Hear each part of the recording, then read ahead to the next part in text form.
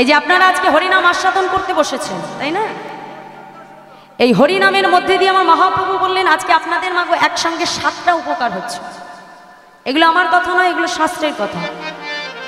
মহাপ্রভু তিনি নিজে বদন থেকে বলেছেন আপনাদের যেমন 7টা উপকার হচ্ছে, আমরা যেমন হরিনাম করছি আমাদেরও 7টি উপকার হচ্ছে। আর এই যে এত সুন্দর হরিবাসরের আয়োজন করেছেন আমার দাদা ভাই, তারও কিন্তু একসঙ্গে 7টি উপকার হচ্ছে। তা কি?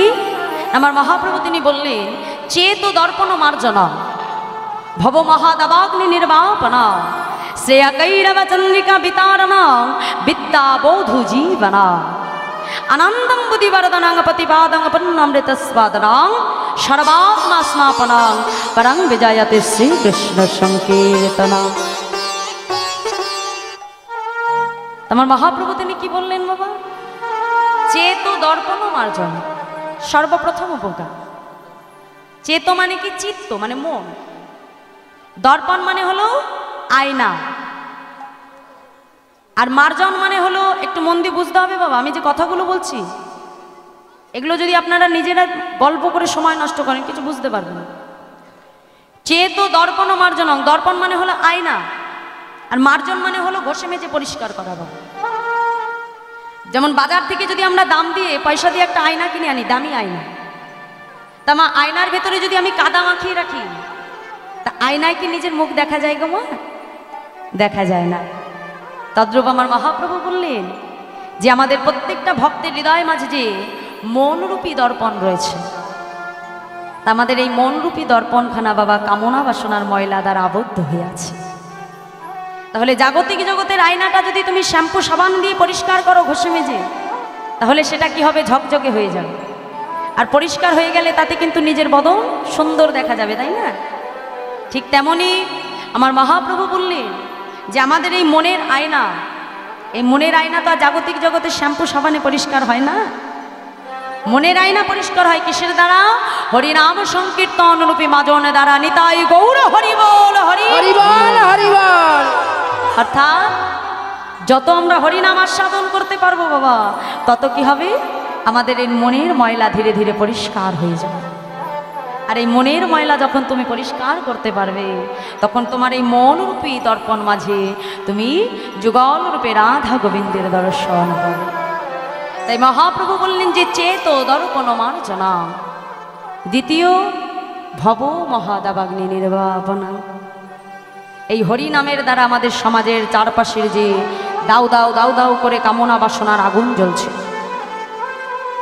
দেখা যাচ্ছে কোনো বিষয় সম্পদের জন্য কোনো ভাই কোনো ভাইকে হত্যা করে দিতে এক পাও পিছু পা হচ্ছে না।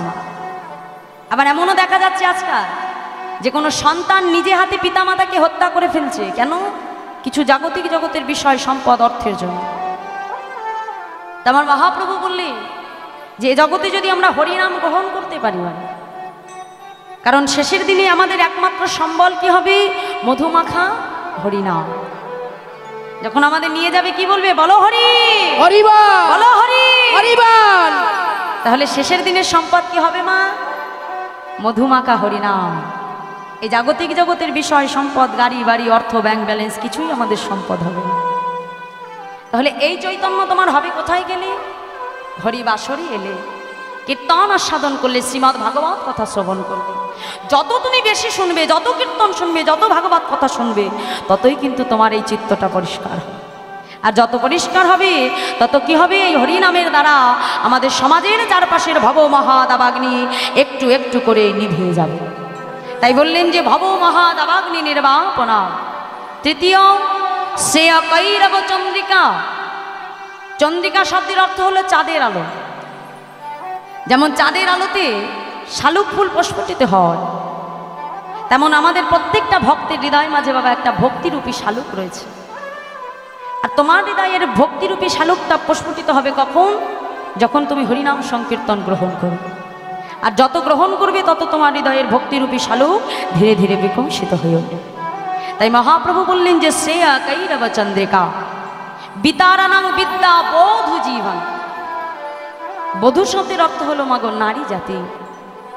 যেমন নারী জাতি জগতে সবার সামনে আত্মপ্রকাশ করে না, আমার মহাপ্রভু বললেন এই জগতের হরিনাম গ্রহণ করবার ক্ষমতা সবার জন্মায় না। কি বাবা, তাই না? দেখবেন একটা যদি বাউল হয়, ডান্স হাঙ্গামা হয়, সেখানে দেখবেন কত মানুষের ভিড় জমে যায়, তাই না? কিন্তু যেখানে হরিবাসর হবে, ভগবানের কথা হবে, সেখানে কতজন ভক্তের আগমন হইব? আর যদিও আসবে, তথাপিও কি করে, 3 ঘন্টা সময় মন দিয়ে যে ভগবানের কথা শুনবে, সেইটুকু ধৈর্য শক্তি আমাদের নেই।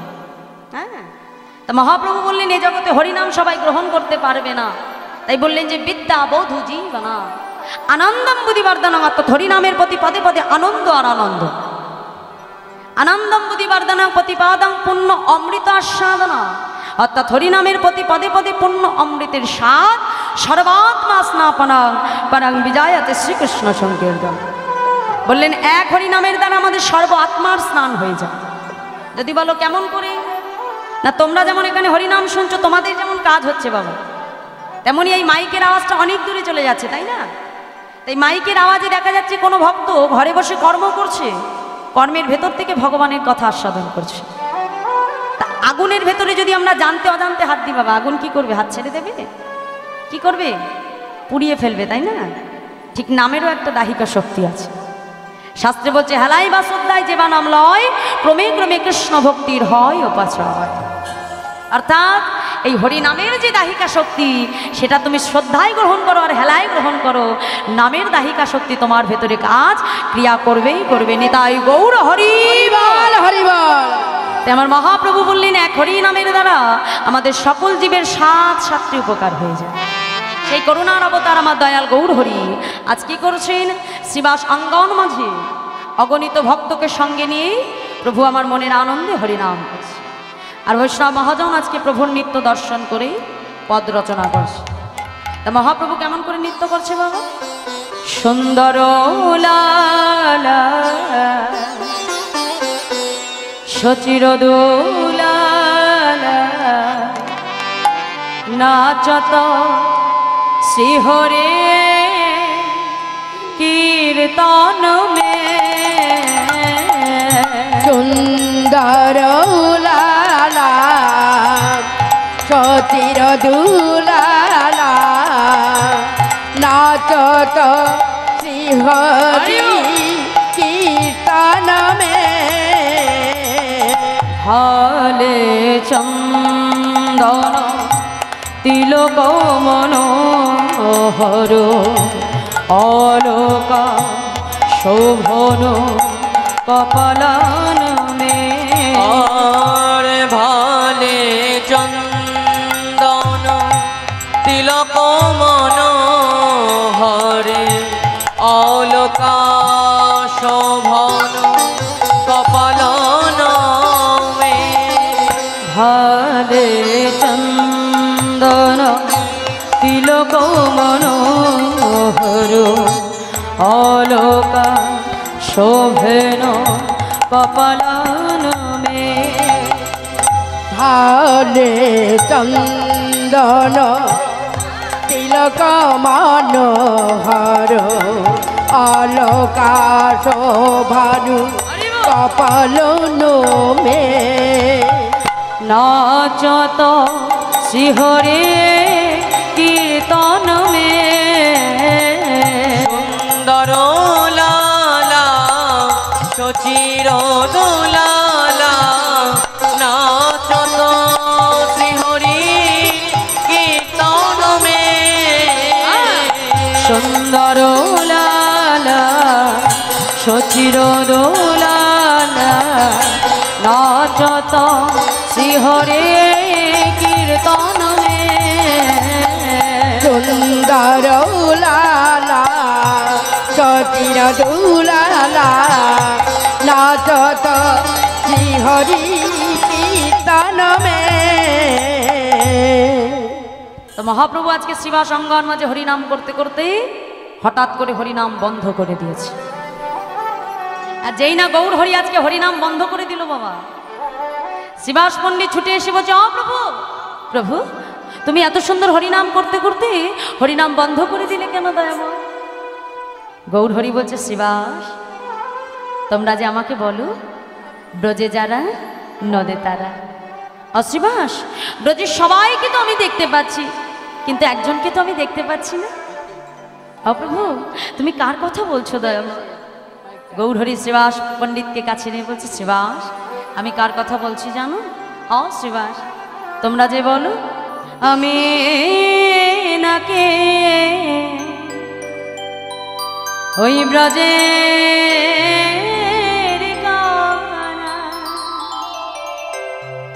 একবার বলো শ্রীবাস কথায় আমার দাদা বলা। আমি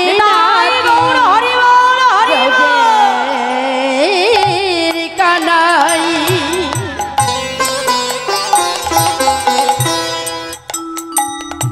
একবার বলো শ্রীবাস কোথায় আমার দাদা বলাই। তার দর্শনে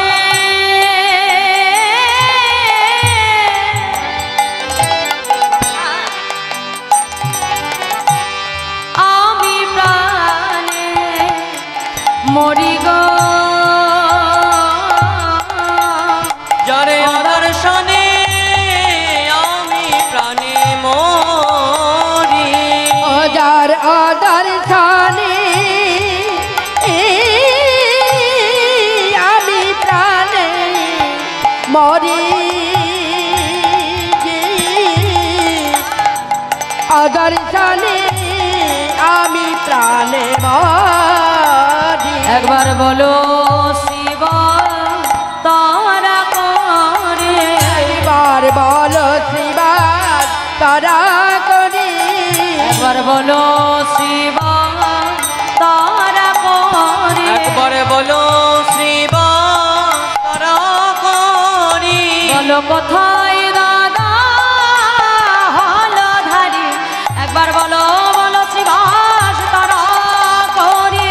কোথায় দাদা হলুদারি, তাই গৌর হরি বল, হরি বল, হরি বল। কোথায় দাদা হলুদারি, একবার বলো শিবাসী তারা করি। কোথায় দাদা হলুদারি, একবার বলো শিবা তারা করি। তাই আমার মহাপ্রভু শ্রীবাস অঙ্গন মাঝে হ্যালো হ্যালো তার বলাই দাদার অদর্শনের ভাবে প্রভু জানি বিভোর বলুন হয়ে একটু বসে বাড়াও। আছেন। তা আমার মহাপ্রভু আজকে শ্রীবাস অঙ্গন মাঝে বলাই দাদার অদর্শনের ভাবে বাবা বিভোর হয়েছেন। তো বৈষ্ণব মহাজন বললেন ব্রজের ভাই কানাই যদি নদিয়ায় আসে, কি তাই তো? তাহলে বলাই দাদাও তো নিশ্চয়ই এসেছে বাবা, তাই না?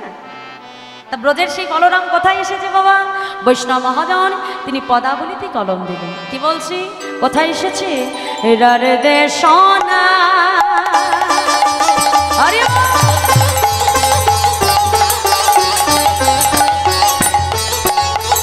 একই চক্রগ্রাম হারাই পণ্ডিতের ঘর,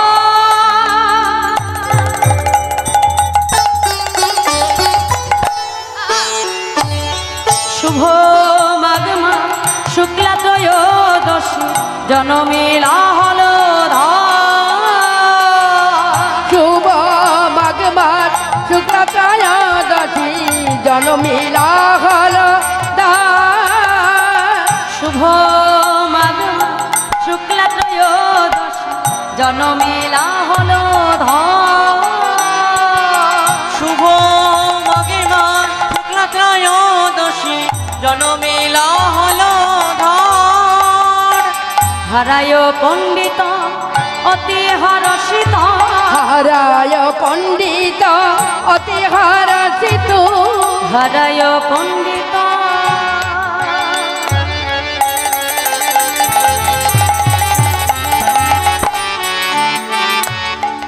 অতি হরষিত পুত্র মহোৎসব করে।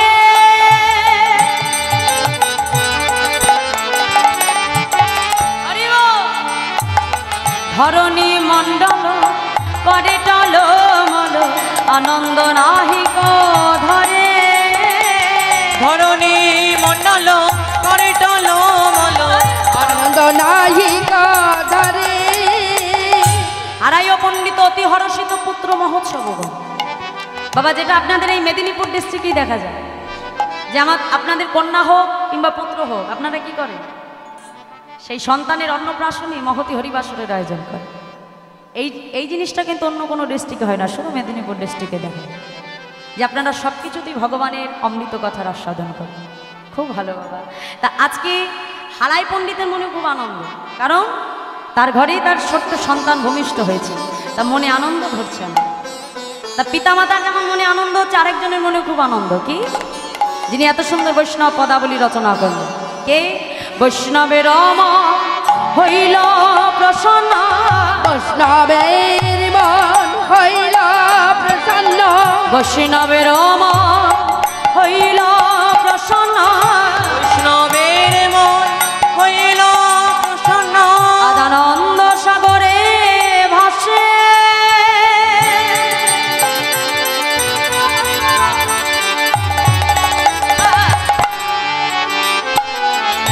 এদিন পামর হইবে উদ্ধার, কহে দুঃখী কৃষ্ণ দাসে, এদিন পামর হইবে উদ্ধার, করে দুঃখী কৃষ্ণ দাসে, তাদের আনন্দ আর ধরে না রে, আজি আনন্দ আর ধরি না রে, তাদের আনন্দ আর ধরে না রে, আজি আনন্দ আর ধরি না রে, আজ আমার নিতাই চাঁদে আগমনে আনন্দ আর ধরে না রে, আমার নিতাই চাঁদের আগমনে, আজ আনন্দ আর ধরে না গো, নিতাই চাঁদের আগমনে, বলি আনন্দ আর ধরে না গো, নিতাই চাঁদের আগমনে আনন্দ আর ধরি না রে, এদিন পামারা হইবে উদ্ধার, কহে দুঃখী কৃষ্ণ দাসে, এদিন পামর হইবে উদ্ধার, কয়ে দুঃখী কৃষ্ণ দাসে, পদকর্তা দুঃখী কৃষ্ণ দাস। তাই বৈষ্ণব মহাদন পদাবলীর ভিতর থেকে আমাদের জানিয়ে দেব। তাই কলিতে আমার নিতাই জাত কোথায় এলেন বাবা? রার দেশের এক চক্রা গ্রাম। পিতা হারাই পণ্ডিত, মাতা পদ্মাবতীর গর্ভ আলো করুন, তাদের সন্তান ভূমিষ্ঠ হল। পিতা মাতা সন্তানের নাম রাখল কবি।